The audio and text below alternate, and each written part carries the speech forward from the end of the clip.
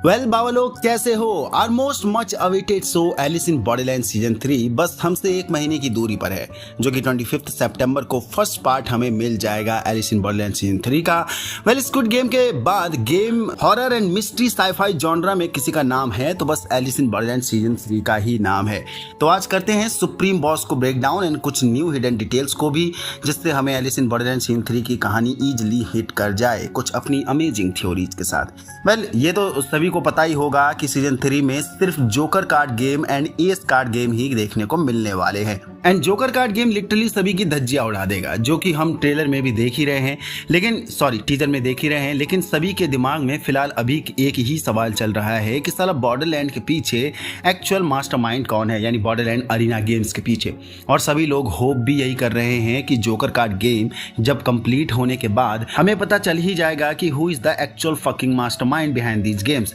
देखो, Alice in Borderland के makers ने बहुत पहले सीजन 3 अनाउंसमेंट के लिए ये पोस्टर निकाला था, जिसमें सामने जोकर कार्ड देखने को मिल रहा है और उसके सामने इधर ओसागी एंड उधर आरिसू खड़ा देखने को मिल रहा है। एंड तीसरी तरफ ये व्हील चेयर में बैठा हैंडीकैप गाय। देखो, इस जोकर कार्ड के सामने ओसागी एंड आरिसू का खड़ा होना तो समझ में आता है, क्योंकि डेफिनेटली आरिसू एंड ओसागी गेम के आखिरी पड़ाव तक पहुंचेंगे, यानी फाइनल स्टेज तक।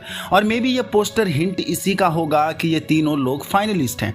एंड यही मोमेंट से हमें पता चलेगा कि इस डेडलिएस्ट गेम का एक्चुअल मोटिव क्या है और क्यों ही ये गेम खिलाया जा रहा था, और भला कौन खिला रहा था, मीन्स कौन एक्चुअल मास्टरमाइंड था इस सभी के पीछे। क्योंकि डेफिनेटली आरिसू या ओसागी दोनों में से कोई एक जोकर कार्ड गेम को खेलकर उसे विन कर लेगा, यानी फाइनल स्टेज को भी पार कर लेगा। जहां हमने टीजर में देखा भी था कि आरिसू एंड ओसागी अकेले बचे हैं इस फोटो में, और फ्लोर में ओसागी लेटी हुई घायल देखने को मिल रही है। बट टीजर में आरिसू के हेड में लेजर लाइट हिट करते भी नजर आई है। तो हो सकता है कि आरिसू ने खुद को यहां पर सेक्रीफाइस कर दिया होगा या कर दिया है, और ओसागी इस डेडलिएस्ट गेम के लास्ट पड़ाव को अकेले पार करेगी और उसे पता चलेगा कि कौन था इन सभी गेम के पीछे। देखो, नेटफ्लिक्स इस बार एलिस इन बॉर्डरलैंड में भी किसी को छोड़ने वाला नहीं, क्योंकि स्क्विड गेम में भी उसने सभी को मार दिया था, जबकि प्लेयर 456 जो मेन चेहरा था एक्चुअल गेम का, यानी स्क्विड गेम का, उसे भी छोड़ा नहीं था। तो यहाँ में भी हो सकता है कि या तो सिर्फ ओसागी बचेगी या आरिसू। फिलहाल आरिसू बचते नजर नहीं आ रहे, क्योंकि आरिसू की ऑलरेडी लेजर लाइट हिट हो रही है। तो यहाँ पर भी सभी लोग मारे जाने वाले हैं। बट तुम लोग भी ये कहोगे कि सवाल वैसे का वैसा ही है कि आखिर कौन है इसके पीछे का मास्टरमाइंड।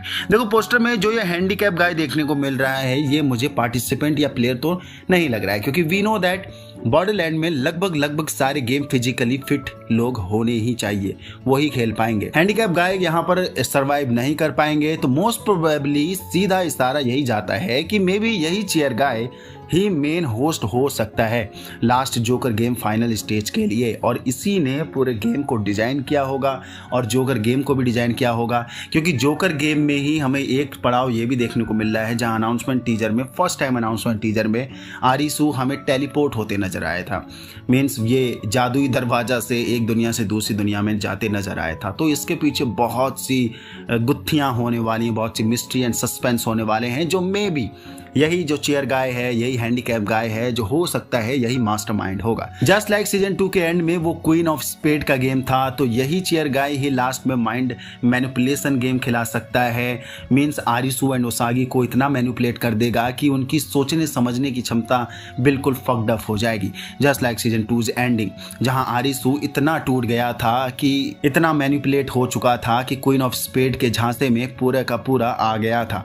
और टीजर में जो लेजर लाइट आरिसू को हिट करते नजर आ रही है, वो शायद यही मोमेंट होगा कि आरिसू अंदर से एट द एंड इतना टूट जाएगा कि खुद को सेक्रीफाइस कर देगा अपनी बीवी ओसागी को बचाने के लिए। क्योंकि उसके सामने क्लियरली विजन आने लग जाएगा कि कोई एक ही बच पाएगा, तो क्यों ना मैं ओसागी को ही बचा लूं। लेकिन क्या सही में ओसागी को पता चल पाएगा कि आखिर इस गेम के पीछे कौन था और क्या ही मकसद था इन सभी गेम्स का, यानी बॉर्डरलैंड अरीना के पीछे। जो मुझे लग रहा है सस्पेंस ही रहने वाला है एक बार के लिए, क्योंकि हो सकता है लास्ट में जब ओसागी जीतेगी तब ये चेयर गाय भी मारा जा सकता है, जो कि बॉर्डरलैंड के अभी तक यही नियम कानून हम देखते आए हैं कि अगर कोई भी कैंडिडेट्स गेम की लेवल को क्रॉस करेगा तो उसका होस्ट मारा जाता है। बाकी इस जियर गाय को हमने टीजर में भी देखा है, जो खासकर इस ग्रुप में एक लीडर की तरह देखने को मिल रहा है। तो इस ग्रुप में जितने भी ये मेंबर देखने को मिल रहे हैं हमें, ये सब इस बॉर्डरलैंड के होस्ट हो सकते हैं, जहां सुप्रीम बॉस अपना यही चेयर गाय होगा और बाकी के joker card and ace card के लिए जो भी गेम खिलाए जाएंगे ये उन्हीं मेंबर में से एक होंगे, यानी ये सभी वो एक एक होस्ट होंगे। ऑल्सो हमें टीजर में 2 आउट ऑफ सिलेबस कार्ड भी देखने को मिले हैं, एक जॉम्बी कार्ड और एक शॉटगन कार्ड भी।